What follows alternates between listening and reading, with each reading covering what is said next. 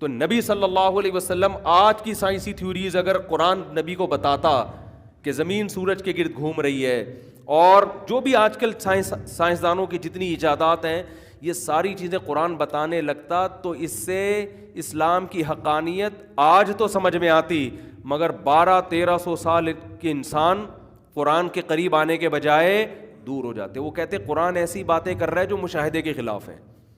سمجھتے قرآن عجیب باتیں کر رہا ہے کہ یار زمین گھومتی ہے، قرآن کہہ رہا ہے کہ مریخ بھی ہے، قرآن کہہ رہا ہے کہ جی ستارے سیارے بھی ہیں اور یہ بھی ہے اور وہ بھی ہے.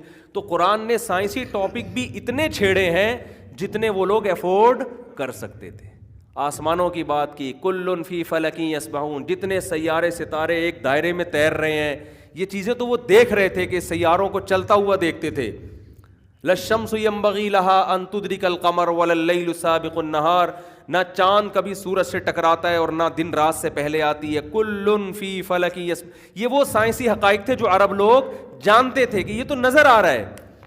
تو سائنس کا ٹاپک بھی اتنا چھیڑا جتنا ان کی کھوپڑی کے اندر آ جائے. افلا ينظرون الى الابل كيف خلقت، اونٹ کو دیکھتے نہیں ہو کیسے بنایا. اب یہ تو میڈیکل سائنس کا ٹاپک ہے نا، لیکن یہ ایسا ٹاپک ہے جو آسانی سے سمجھ میں آ رہا ہے. دیکھتے نہیں شہد کی مکھی کو کیسے سکھایا ہم نے، دیکھتے نہیں سوکھے چارے سے کیسا تھنوں میں دودھ نکالتے ہیں. اب یہ میڈیکل سائنس ہے لیکن یہ عربوں کی سمجھ میں آ رہی ہے. یار سوکھا چارہ کھاتی ہے بھینس اور ایسا چکنا گاڑا دودھ پیدا ہوتا ہے. اب قرآن اس کو اگر آج کی میڈیکل سائنس کی زبان میں سمجھاتا کہ بھئی یہ ہوتا ہے، پھر دیکھتے نہیں کہ یہ چارہ پہلے جاتا ہے، پھر پہلے چھوٹی آنت میں جاتا ہے، پھر بڑی آنت میں جاتا ہے، پھر بڑی آنت یہ کرتی ہے، پھر یہ کرتی ہے، پھر یہاں سے مکھن الگ ہوتا ہے، کریم الگ ہوتی ہے، یہ ہوتا ہے. عرب کی سمجھ میں آنے کے بجائے بات کیا ہو جاتی؟ پیچیدہ. اس لیے قرآن چھیڑتا ہی نہیں ہے ان موضوعات کو. تو قرآن کا کمال جو ہے نا، اصل کمال یہ ہے کہ اس زمانے میں بہت سی سائنسی تھیوریز ایسی تھیں جو آج 100% غلط ثابت ہو چکی ہیں. قرآن نے کسی ایسی تھیوری کو پیش نہیں کیا جو آج 100% غلط ثابت ہو. یہ کمال ہے قرآن کا. اگر یہ کتاب اللہ کی طرف سے نہ ہوتی تو قرآن سائنسی مثالیں وہ بھی تو دے سکتا تھا جو 100% غلط تھیں. نہیں آئی بات سمجھ میں؟ اس کی ایک مثال دے کے بات ختم کرتا ہوں، پھر سوالات کی طرف آتے ہیں. مثال کے طور پر آج سے 15 سال پہلے ڈاکٹر یہ کہتے تھے کہ انڈے کی زردی میں کولیسٹرول ہوتا ہے. کہتے تھے نہیں کہتے تھے؟ لہذا کولیسٹرول کے مریض انڈے سے، یہ سائنسی حقیقت سمجھی جاتی تھی نا. آج ڈاکٹر کہتے ہیں صبح ناشتے میں روزانہ پابندی کے ساتھ 2 انڈے اپنے خرچے پہ کھائیں. یہ جم ٹرینر بھی بیٹھے ہوئے ہیں، ان کو ایسا ہی ہے نا.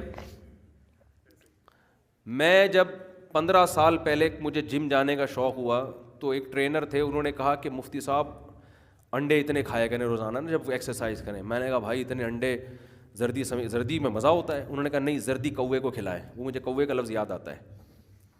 وہ کہتے ہیں میں جب بھی گھر میں آتا ہوں، ان کے بچے بھی ماشاء اللہ بڑے بڑے ہیلدی ہو گئے نا جم کر کے، تو کہتے ہیں میں جب بھی انڈا بچوں کو کھلاتا ہوں سفیدی کھلاتا ہوں، زردی کووں کو کھلاتا ہوں.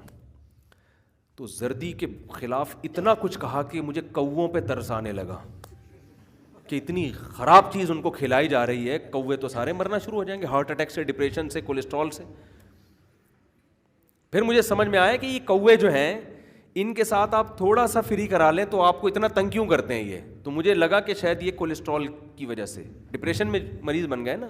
کوے سے آپ کبھی تھوڑا سا فری ہو کے دیکھیں. آپ ہر جانور سے آدمی نا الجھ کے افورڈ کر، کتا پاگل بھی ہوگا نا علاج ہو جائے گا آپ کا.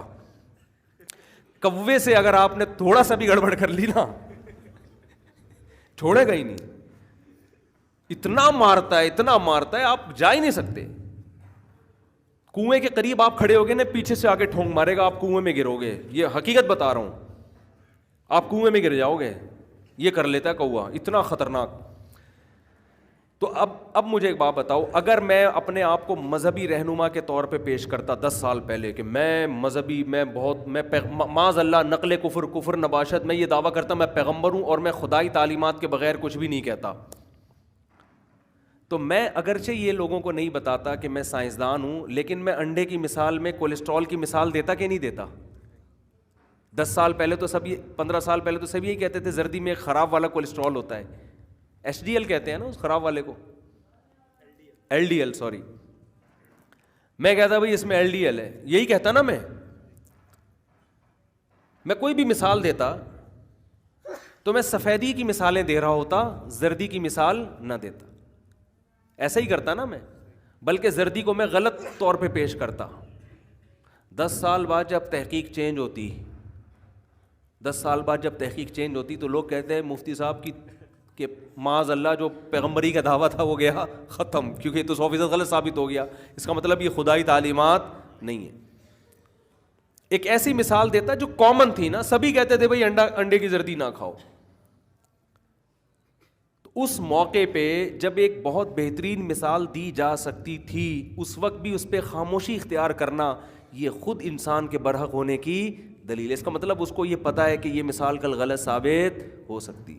تو قرآن اگرچہ سائنس کی کتاب نہیں ہے، لیکن اس زمانے میں سائنسدانوں کے بہت ہی اوٹ پٹانگ قسم کے نظریات تھے. بہت ہی بڑے بڑے پھینکو قسم کے سائنسدان پیدا ہوئے تھے اس دور میں. عجیب کیونکہ تحقیق نہیں تھی نا. میڈیکل سائنس کے حوالے سے عجیب باتیں ہیں کہ یہ کھانے سے یہ ہوتا ہے، یہ کھانے سے یہ ہوتا ہے، اور پتہ نہیں کیا کیا. لیکن قرآن میں الحمد سے لے کے والناس تک ایک مثال بھی ایسی نہیں ملتی ہے جو آج سائنسی تھیوری سے غلط ثابت ہو رہی ہو. قرآن نے ان سائنسدانوں کی غلط تھیوریز کو، نظریات کو بطور مثال کے بھی بیان نہیں کیا. دنیا میں نہیں کچھ بھی ہنسی تیرے برابر، ہے کتنی کشش خانہ کعبہ تیرے اندر.